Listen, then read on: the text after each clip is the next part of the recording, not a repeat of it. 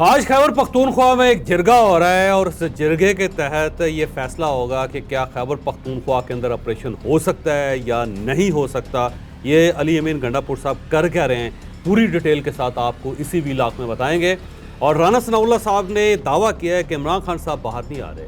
राना साहब को ये कैसे पता चला, ये भी पूरी डिटेल आपको इसी वीलॉग में हम देंगे। और IMF ने पाकिस्तान का बजट बनाया और इसका एतराफ़ वज़ीर-ए-आज़म साहब ने किया, लेकिन इसके बावजूद IMF पाकिस्तान से राज़ी क्यों नहीं है, नाराज़ क्यों है, ये भी आपको इसी वीलॉग में बताया जाएगा।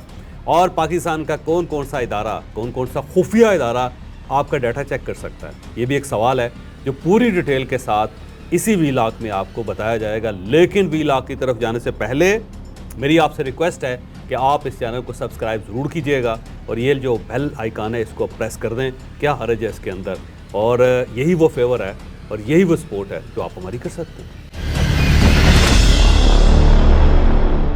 अस्सलाम वालेकुम नाजरीन, मैं हूं फ़ारूक अब्बास, न्यूट्रल बाय जावेद चौधरी में। नाजरीन, जिरगे अमूमन तब बुलाए जाते हैं जब कोई बहुत बड़ा वाक़या हो जाए और ये कबायली रस्म व रिवाज में आता है, लेकिन इसकी इंपॉर्टेंस बहुत ज़्यादा है क्योंकि कबायली जो होते हैं उनके लिए सबसे इंपॉर्टेंट यही चीज़ है, वो किसी इसके अलावा किसी का भी मानते नहीं है। जो भी कोई हुक्म सादर करेगा वो उन्हें ऐसे लगता है जैसे उन पर थोपा जा रहा है, लेकिन अपने जिरगे के जरिए जो भी वो फैसला करते हैं उस पर वो अमल दरामद करते भी हैं और करवाते भी हैं। इसी तरह का एक जिरगा जो है वो होने जा रहा है पेशावर में कल 3 बजे। उस जिरगे का मकसद क्या है और इसके साथ आने वाले दिनों में एक APC भी होने जा रही है। दोनों हो रही हैं PTI की तरफ से और ये खैबर पख्तूनख्वा में होने जा रही हैं, ऑपरेशन की वजह से होने जा रही हैं। ये चीज़ें क्या हैं, डिटेल जानते हैं। अब ये दोनों चीज़ें जो हैं वो खैबर पख्तूनख्वा के अंदर हो रही हैं फ़र्क, और इसका जो मकसद है, जो जिरगे का मकसद है, वो पहले तो कबायली जो सरबराह हैं उन सबको इकट्ठा किया जाएगा और अली अमीन गंडापुर साहब उनके सामने ये रखेंगे कि जी ये ऑपरेशन हो रहा है और मुझे एतमाद में नहीं लिया गया, खैबर पख्तूनख्वा को एतमाद में नहीं लिया गया। जो एपेक्स कमेटी थी उसके अंदर ये बात हुई कि इस टाइप का कोई ऑपरेशन होना चाहिए, मामलात को दुरुस्त होना चाहिए, दहशतगर्दी ख़त्म होनी चाहिए, लेकिन ये नहीं बताया गया था कि अब प्राइम मिनिस्टर साहब कोई किसी ऑपरेशन की अनाउंसमेंट करेंगे। और जब मैंने सुना ये तो मुझे बड़ा अजीब सा लगा कि खैबर पख्तूनख्वा के अंदर ऑपरेशन होगा, लेकिन मुझे एतमाद के अंदर नहीं लिया गया। तो वो जिरगे के जो अमायदीन हैं उन सबको ये चीज़ बताएँगे।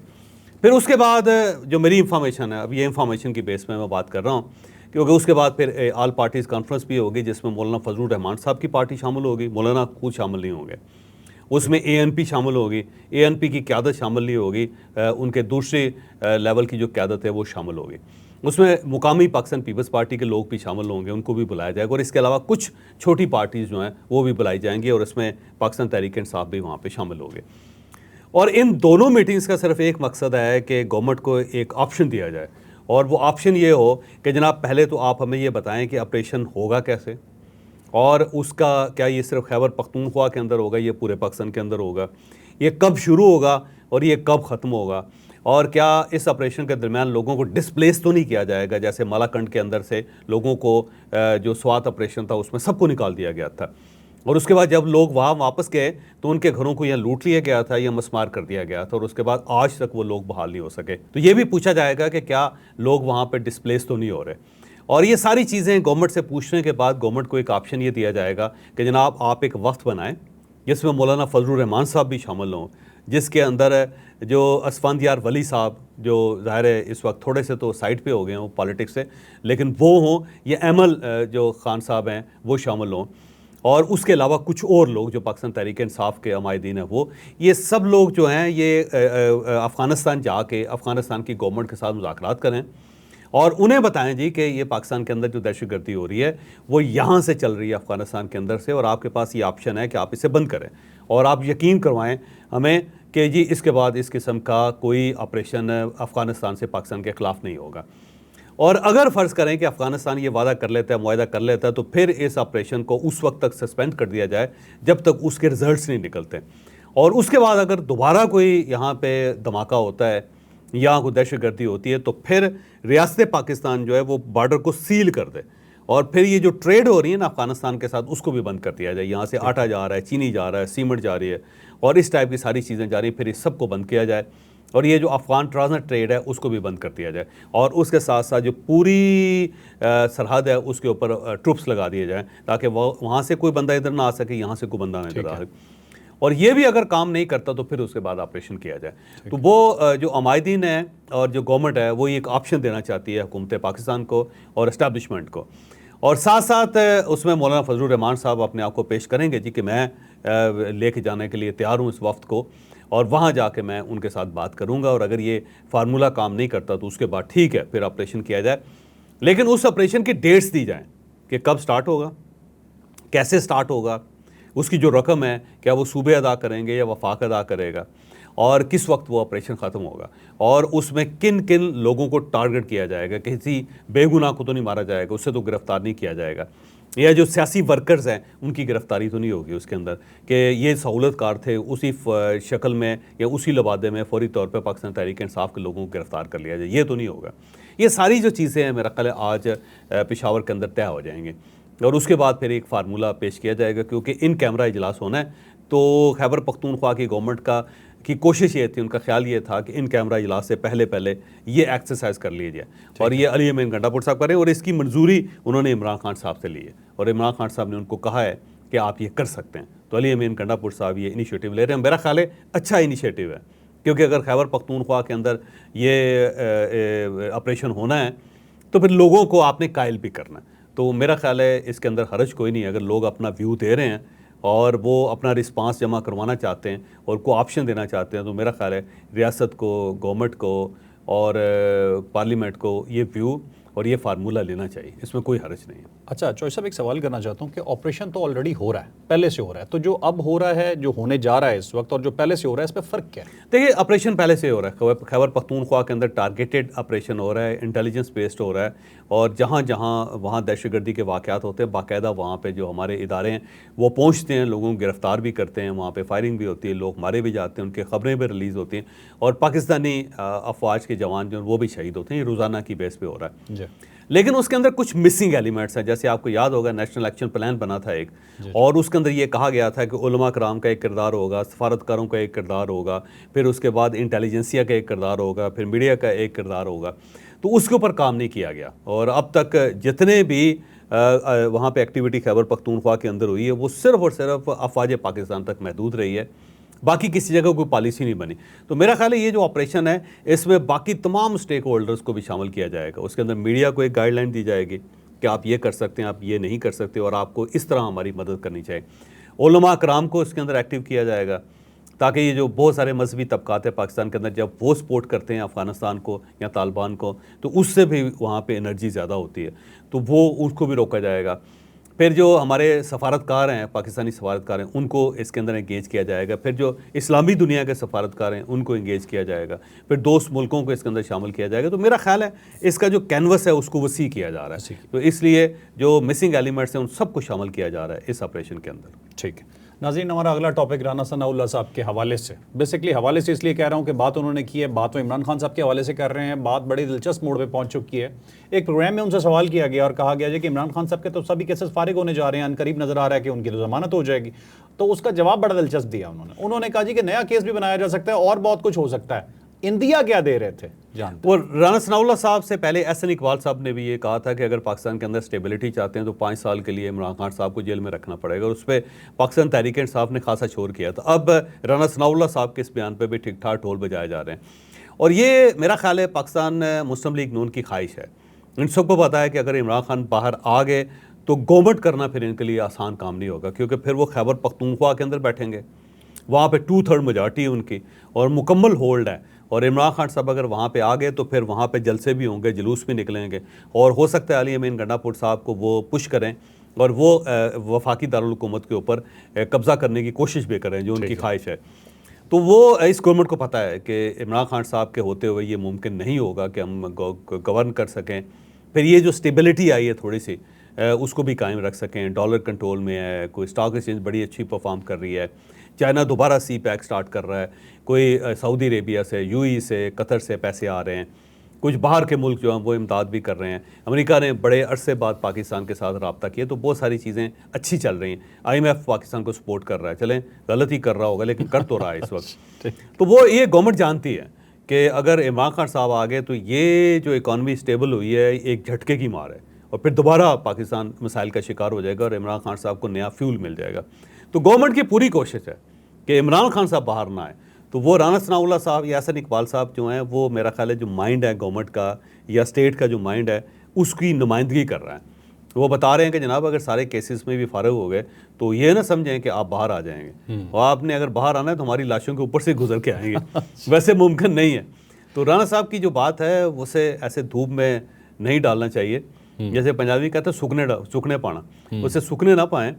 आपको ये अंदाज़ा कर लेना चाहिए कि गवर्नमेंट जो है ना किस तरह सोच रही है, स्टेट किस तरह सोच रही है। और ये बात राना साहब की दुरुस्त भी है कि इस गवर्नमेंट के होते हुए और इस इस्टेब्लिशमेंट के होते हुए और जो मौजूदा सिनेरियो है उसके होते हुए इमरान खान साहब जो वो बाहर नहीं आ पा रहे और नहीं आ सकेंगे। अगर आए तो फिर ये सिनेरियो ख़त्म हो जाएगा, फिर ये गवर्नमेंट नहीं चल सकेगी, फिर ये इस्टेब्लिशमेंट जो है ना वो भी परफॉर्म नहीं कर सकेगी, फिर सारे मामला जो हैं वो रिवर्स हो जाएंगे। फिर वो कहते हैं एक बड़ा सा यू टर्न होगा और वहीं पे हम खड़े होंगे जहाँ पे ज़मान पार्क में हम खड़े थे। हुकूमत की ख्वाहिश एक तरफ है, आपकी ज़ाती राय, बाहर आएंगे?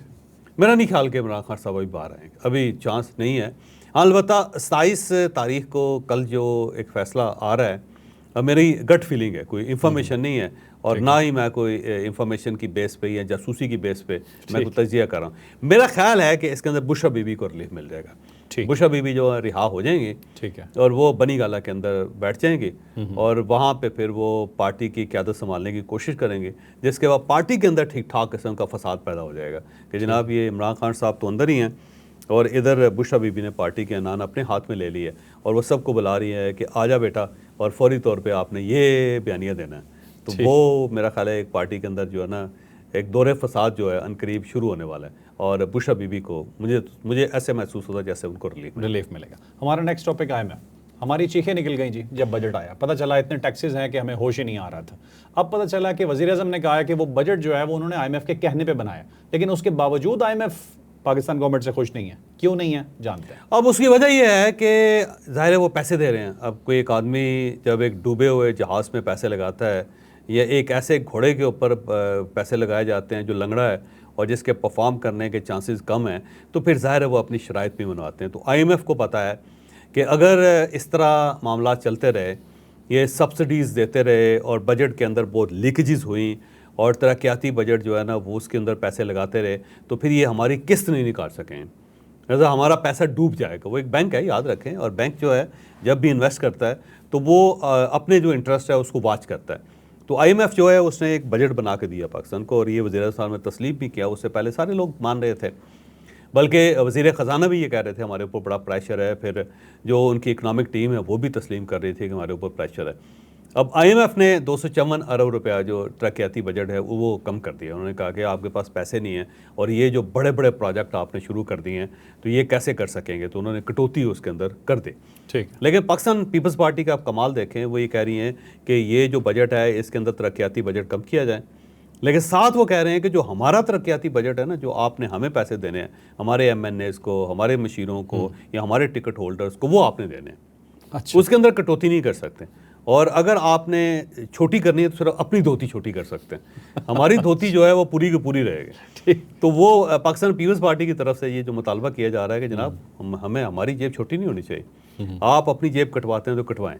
तो अब IMF जो है वो जेब तो काट रहा है, वो टैक्सेस भी लगा रहा है, फिर वो ये भी कह रहा है कि बिजली जो है उसकी कीमत भी बढ़ाएं, फिर गैस की कीमत भी बढ़ाएं, उसके अंदर टैक्सेस भी बढ़ाएं, और ये जो लोग बाल कटवाते हैं उनके ऊपर भी टैक्स लगवाएं। आप तो हर मेरा ख्याल नहीं बाल कटवाते हैं आप तो टैक्स से बच जाएंगे, लेकिन जो बाकी लोग हैं वो मेरा ख्याल है मारे जाएं। तो वो हर चीज़ के ऊपर उन्होंने टैक्स लगा दिया और IMF जो है ना वो ज़ाहिर है बड़े तगड़ा है इस मामले में और गवर्नमेंट के पास कोई ऑप्शन नहीं है। बहरहाल निगोशिएशन चल रही है और प्राइम मिनिस्टर ने कहा है कि कल वो कोई खुशखबरी देंगे और वो आज है और आज ज़ाहिर है कोई ना कोई खुशखबरी मिल जाएगी और अगर खुशखबरी मिल गई तो ये बजट पास हो जाएगा और अगर खुशखबरी नहीं मिलती तो मज़ीद मसाइल पैदा हो जाएंगे। फ़र्क साहब वो थोड़ा सा काम ज़रा डिफ़िकल्ट हो जाएगा।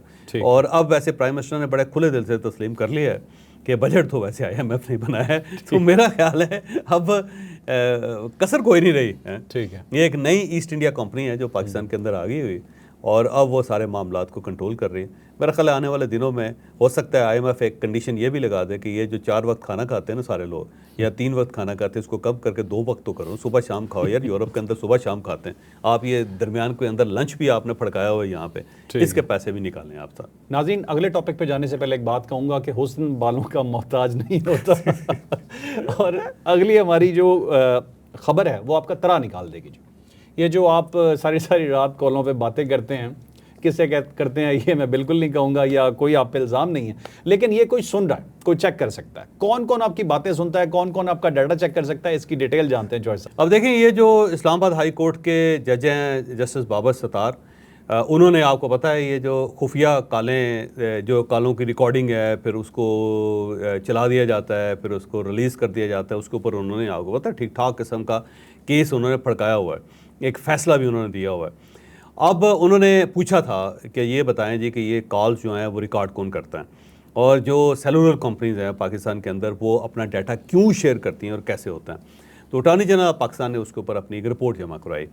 उसमें उन्होंने कहा है कि कानूनी तौर पे ISI और IB जो है वो तमाम जो सेलुलर कंपनीज़ हैं उनसे डाटा ले सकती है। ये कानूनन उनके पास इख्तियार है कि वो किसी भी शख्स के बारे में ये कह सकते हैं कि जनाब इसका डाटा जो है CDR जिसको कहते हैं वो फौरी तौर पर हमें प्रोवाइड करें।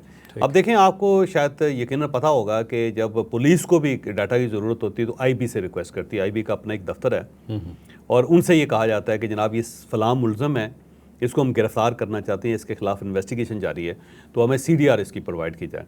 और फिर उनके पास एक सिस्टम है कि उस सिस्टम के अंदर वो आ जाती है रिपोर्ट और फौरी तौर पे वो उसको निकाल के पुलिस के हवाले भी कर देते हैं। तो IB और ISI के पास ये सिस्टम मौजूद है कि वो किसी भी शख्स की पूरी कॉल्स जो हैं उनका डाटा जो है उसको निकाल सकते हैं और उस डाटा का एनालिसिस हो सकता है। ये जितनी दहशतगर्दी के ख़िलाफ़ जंग हमने जीती उसकी बुनियादी वजह भी है कि जब किसी जगह पे बम धमाका होता है तो फौरी तौर पे उसको कहते हैं जियो फेंसिंग। तो जियो फेंसिंग क्या होती है? जियो फेंसिंग ये होता है कि वहाँ पे जितने मोबाइल उस वक्त चल रहे थे उन सब का डाटा इकट्ठा किया जाता है और उसमें ये देखा जाता है कि फिर कौन सा ऐसा मोबाइल है जो रोज़ यहाँ पे इस्तेमाल होता था उसको साइड पे कर दिया जाता है। फिर कुछ ऐसी सिमें जो वहाँ पे कम इस्तेमाल होती थी लेकिन वो रेगुलर हैं और इसके पीछे लोगों के बाकायदा डाटा मौजूद है, उसको साइड पे कर दिया जाता है। फिर वहाँ से वो आइडेंटिफाई किया जाता है कि कौन से ऐसे सिम्स थे या कौन से ऐसे फ़ोन्स थे जो पहली मरतबा यहाँ पे आए, और फिर जाके डीप जाके चेक किया जाता है कि क्या इसमें जो लोग जिसके नाम ये सिम है क्या वो एग्जिस्ट करता है या नहीं करता। तो फिर वहाँ से पता चल जाता है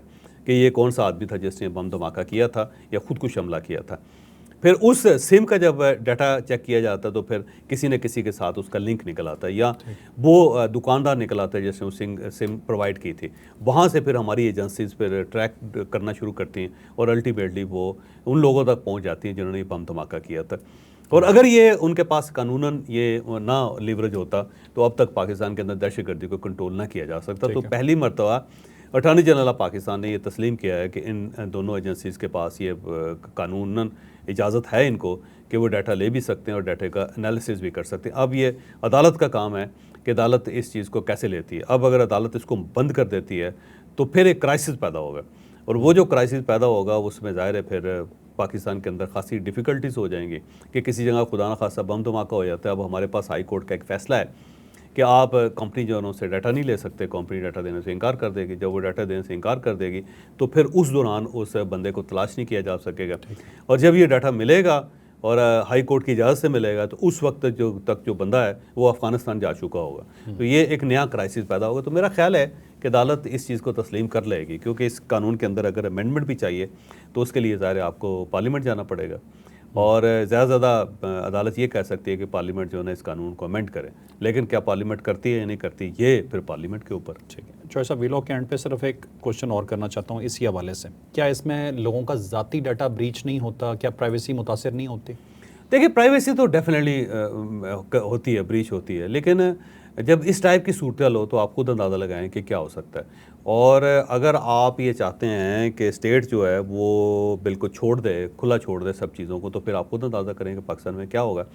18.5 करोड़ मोबाइल हैं पाकिस्तान के अंदर और अगर आप इजाज़त दे देते हैं कि जो चाहे कर लें तो लोग अब फ़ोन के ज़रिए ब्लैकमेल भी करेंगे लोगों को, लोगों को अगवा करके उनसे फिर यरगमाल बना के पैसे भी तावान भी वसूल करेंगे। फिर बाहर से दहशतगर्द भी आएंगे और पाकिस्तान के अंदर दहशतगर्दी भी करेंगे। फिर ये जो साइबर क्राइम्स होते हैं जो यहाँ पे बैठ के फ़िशिंग करते रहते हैं, वो फिर फ़िशिंग भी होगी। तो अब अगर आपने फ़िशिंग रोकनी है, आपने दहशतगर्दी रोकनी है, आपने ब्लैकमेलिंग रोकनी है और आपने पोर्नोग्राफी जो है पाकिस्तान के अंदर जो फैलती है, जो बनाई जाती है, उसको भी अगर आपने रोकना है, फिर फ्रॉड को भी आपने रोकना है, तो कहीं ना कहीं आपको एक आंख लगानी पड़ेगी जो इस सारी चीज़ों को देखती रहे। तो ये अगर सिर्फ आप इस प्राइवेसी के चक्कर में रहेंगे कि हर आदमी का ये हक है कि वो जो गुफ्तगू कर रहा है या वो जो जुर्म करना चाहता है या वो जो अटैक करना चाहता है या वो जो प्लानिंग करना चाहता है, उसको ये मौका दिया जाए कि वो ये करे, तो फिर तो मुल्क नहीं चल सकेगा। और याद रखें कि ये सिर्फ पाकिस्तान के अंदर नहीं, पूरी दुनिया के अंदर है कि ये जो डाटा होता है वो कहीं ना कहीं स्टेट उसके ऊपर नज़र रख के बैठी होती है। अमेरिका के अंदर भी, यूरोप के अंदर भी, चाइना के अंदर तो बहुत ज़्यादा है। चाइना के अंदर तो एक साइबर आर्मी है, 7 लाख फौज है वो, और कोई भी वहाँ पे कन्वर्सेशन होती है तो साइबर आर्मी की आंख के नीचे से हो के गुजरती। ऐसा नहीं हो सकता कि गवर्नमेंट को या वहाँ पे सिस्टम को पता ना हो। और अगर कोई बंदा चीट कर ले तो तब भी जब हो जाता है तो फौरी तौर पर पकड़ा जाता है, क्योंकि उनके पास सिस्टम है। रशिया के अंदर आप देख लें वो है, लैटिन अमेरिका के मुल्क हैं वो आप देख लें, इवन अफ्रीका के मुल्कों के अंदर भी ये है, इंडिया के अंदर भी बहुत है। इंडिया के अंदर तो बहुत, इससे भी कहीं ज़्यादा उनके पास ये फैसिलिटी है। तो ये नहीं हो सकता कि आप स्टेट को बिल्कुल एक साइड पे करके और फ्री फॉल आल कर दें कि मुल्क को जो चाहे बंदा कर ले, मोबाइल फ़ोन लेके फिरता रहे, जो बैंक डकैती करना चाहता है वहाँ पे कर ले, तो ये मुमकिन नहीं है। ठीक नाज़रीन, आपने आज का व्लॉग सुना, यकीनन आपके लिए आज का व्लॉग बहुत इन्फॉर्मेटिव रहा होगा। एंड पे सिर्फ इतना कहना चाहूँगा कि ज़ाती कॉल्स पे एहतियात खुद कीजिएगा, डाटा तो चेक होगा। लाइक शेयर सब्सक्राइब करना ना भूलिएगा। इजाज़त दीजिए, अल्लाह हाफ़िज़।